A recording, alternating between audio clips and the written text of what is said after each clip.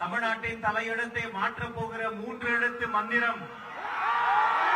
அந்த 3 எழுத்து மந்திரத்திற்காக தன் பேருக்கு பின்னால் இருந்த 3 எழுத்து பதவியை தூக்கி வீசிவிட்டு தளபதி வழிக்கு வந்த கொள்கை பரப்பு பொதுச் செயலாளர் அன்பு சகோதரர் அருண்ராஜ் IRS அவர்கள் இதோ வருகிறார்.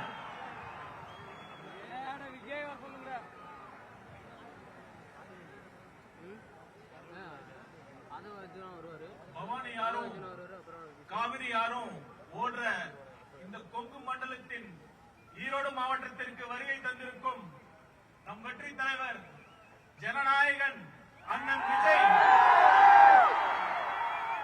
அவர்களே, கழகத்தின் பொதுச் செயலாளர் அண்ணன் ஆனந்த் அவர்களே, கொங்கு நாட்டின் சிங்கம் இல்ல கொங்கு நாட்டின் இளம் சிங்கம் அண்ணன் செங்கோட்டையன் அவர்களே. நான் ஏன் இளம் சிங்கம் சொல்றேன்னா, அண்ணன் எப்ப டிவிகேல சேர்ந்தாரோ அப்பவே அவருக்கு 20 வயசு கம்மியாயிருச்சு. என்ன ஸ்பீடு கூட நடக்கவே முடியல. மற்றும் மாநில மாவட்ட நிர்வாகிகளே, காவல்துறை நண்பர்களே, ஊடக நண்பர்களே, தளபதி நெஞ்சில் குடியிருக்கும் உங்கள் அனைவருக்கும் வணக்கம். கொஞ்சம் யோசிச்சு பாத்தீங்கன்னா, நம்ம தலைவரும் காவிரி ஆறு மாதிரிதாங்க. ஆத்துக்கு ஏழை பணக்கார வித்தியாசம் தெரியாம எல்லா வயலுக்கும் பாயும். அதே மாதிரிதான் நம்ம தலைவரும் ஏழை பணக்கார வித்தியாசம் பார்க்காம, சாதி மதம் இனம் வித்தியாசம் பார்க்காம அனைவருக்கும் நல்லது மட்டுமே செய்யணுங்கிற ஒரே தலைவர் நம் தலைவர் அவர்கள். நம் தலைவர் அவர்கள் அனைவருக்கும், அனைத்து சாதியினருக்கும், அனைத்து மதத்தினருக்கும் பொதுவானவர். அதனாலதான் நான் கேட்கிறேன், உங்களை பார்த்து கேட்கிறேன், அடுத்த முதலமைச்சராக யார் வர வேண்டும்?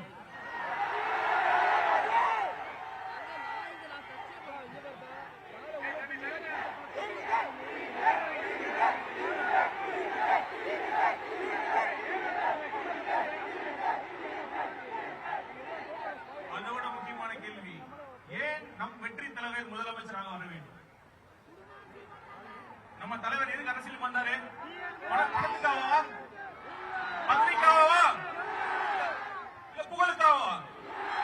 இதையெல்லாம் போதும் போதும் திகற்ற அளவுக்கு அவர் பார்த்தாச்சு. அவரோட நெருங்கி பழகியவன் என்ற முறையில சொல்றேன், அவர் வரத்துக்கான ஒரே நோக்கம், தனக்கு பணம், பேர், புகழ் எல்லாம் கொடுத்த அந்த தமிழ்நாட்டுக்கும் தமிழக மக்களுக்கும் ஏதாவது நல்லது செய்யணுங்கிற ஒரே நோக்கத்துக்காக. அந்த நம்பிக்கை எனக்கு ஆழமா இருந்ததுனாலதான் அண்ணன் சொன்ன மாதிரி என் IRS பதவியை, நான் கஷ்டப்பட்டு படிச்ச IRS பதவியை தூக்கி எரிஞ்சிட்டு அண்ணன் பக்கத்துல நிக்கிறேன். அந்த நம்பிக்கை உங்ககிட்ட இருக்குல்ல? உங்ககிட்ட மட்டும் இல்ல, ஒட்டுமொத்த தமிழ்நாட்டு மக்களுக்கும் அந்த நம்பிக்கை இருக்கு. தளபதி வரா, நல்லது செய்ய போறார் என்ற நம்பிக்கை இருக்கு. இன்னொரு விஷயம், நம்மளை பார்த்து ரசிகர் கூட்டம்னு சொல்றாங்க. ஒரு நிமிஷம், அதுக்கு நான் சொல்றேன், இப்ப நம்ம கூட அண்ணன் இருக்காருல்ல, கே செங்கோட்டையன் அண்ணா அவர்கள், ஒரு காலத்துல அவர் தீவிர எம்ஜிஆர் ரசிகர். இன்னைக்கு ஒட்டுமொத்த தமிழ்நாடு மதிக்கின்ற ஒரு மிகப்பெரிய ஆளுமையாக இருக்கிறார் இல்லையா? இருக்கிறார் இல்லையா? அதே மாதிரி இந்த ரசிகர் கூட்டத்தில் இருந்து இன்னும் எத்தனை செங்கோட்டையன் வரப்போகிறார் என்பதை பாருங்கள். ஆனா ஒண்ணுங்க, ரசிகர் கூட்டமா கூட இருந்துடலாம், ஆனா அந்த திமுக மாதிரி கொள்ளையடிக்கிற கூட்டமா, கூட்டமா மட்டும் இருக்கவே கூடாது. ஒரு சீரியஸான விஷயத்தை பத்தி நான் பேசுறேன். பகுத்தறிவு பகலவன் தந்தை பெரியார் பிறந்த மண்ணில் இந்த ஈரோடு மக்கள் அதை பேசுறது ரொம்ப பொருத்தமா இருக்கும். 1916ஆம் ஆண்டில் நீதி கட்சி தொடங்குறப்ப அதன் முக்கியமான நோக்கம் என்ன தெரியுமா? 3% மட்டுமே இருந்த ஒரு குறிப்பிட்ட சாலையினர் முக்கால்வாசி அரசு பணியிடங்களை ஆக்கிரமிச்சிருந்தாங்க. நீதி கட்சியின் கொள்கையை ஃபாலோ பண்றேன்னு சொல்ற இன்றைய திமுக என்ன பண்ணிட்டு இருக்காங்க? 3% இல்ல, ஒரு குறிப்பிட்ட குடும்பத்திற்காக மட்டுமே, அந்த குறிப்பிட்ட குடும்பத்திற்காக மட்டுமே ஆட்சி செஞ்சிட்டு இருக்காங்க. அந்த குறிப்பிட்ட குடும்பத்துல பிறந்துட்டா ஆட்சி, பணம், அதிகாரம் எல்லாமே. அப்படி இல்லன்னா கடைசி வரைக்கும் திமுக தொண்டனா உழைச்சி உழைச்சி கடைசி பதவி கிடைக்காம கடைசியில சாக வேண்டியதுதான்.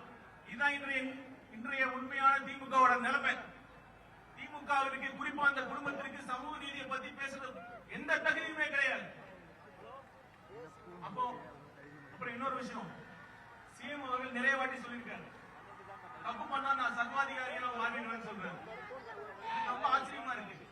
நம்ம சிஎம் அவர்களுக்கு ஜனநாயகம் என்ன, சர்வாதிகாரி ஆட்சினா என்னன்னே தெரியல. ஒரு தவறு நடந்தா தப்பு பண்ணவங்களை கண்டுபிடிச்சு தீர விசாரிச்சு அவங்களுக்கு தண்டனை வாங்கி கொடுக்கறதுல ஜனநாயக முறைகள் தான் அதுக்கான சரியான வழிமுறை தான் ஜனநாயகம் வேண்டாம். ஆனா சர்வாதிகார ஆட்சிகள் ஆட்சியாளர்களை கேள்வி கேட்டு அவங்க அரசு பண்ணி உள்ள வைக்கிறதும் உண்மையான குற்றவாளிகள் வெளியே சுத்துறதும் சர்வாதிகார ஆட்சியில் தான் நடக்கும். சிஎம் சார், நீங்க சர்வாதிகாரம் மாறுவான் தேவையில்லை, நீங்க சர்வாதிகாரியா தான் இருக்கீங்க.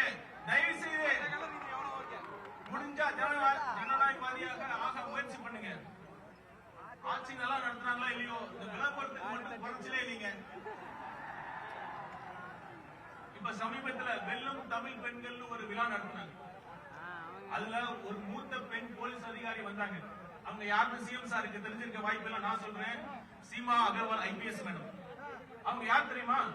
இப்ப தமிழ்நாட்டுக்கு டிஜிபி அப்பாயிண்ட் பண்றதுக்கு யூபிஎஸ்சி பரிந்துரைச்சாங்க 3 பேர். அதுல முதல் இடத்துல இருந்தாங்க.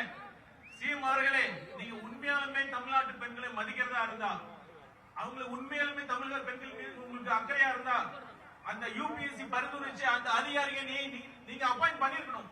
அதை தவறிட்டீங்க. கண்டிப்பா நான் சொல்றேன், தமிழ்நாட்டு பெண்கள் உங்களை நம்பவே மாட்டாங்க.